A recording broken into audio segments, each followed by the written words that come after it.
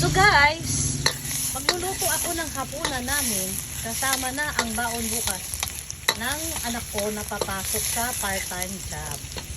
So ngayon, aadobuhin ko to ng adobong toyo para hindi mabilis mapanis. So, nagisa na tayo ng sibuyas, bawang at lumabas ng aroma, ilagay na natin ang karne.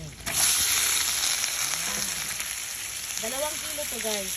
Ayan. Ngayon, isasangkot siya ko to. Yung magba-brown na siya, yung maglalabas na siya ng sarili niyang mantika. Ayan. Saka natin lagyan ng toyo. Ayan. Pero, lagyan ko na ng konting asin. Sika din mo niligpit tong itong keso. Yan guys, lalagyan ko ng konting asin para magkaroon ng lasa ang karne. So guys, babalikan natin ito mamaya kapag nasangkot siya na. Haluin ko lang muna. So, nasaan ang Hindi, alam mo.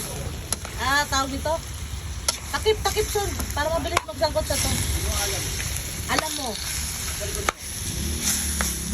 Ayan guys, hayaan ko lang muna kasi maglalabas pa to ng katas ng tubig. Kasi galing to sa freezer na unfroze na siya, na defrost na siya. Ang tawag ko. So, takpan natin. Ay! Tubig lang. Walang tubig guys, sasangkot siya ko nga eh.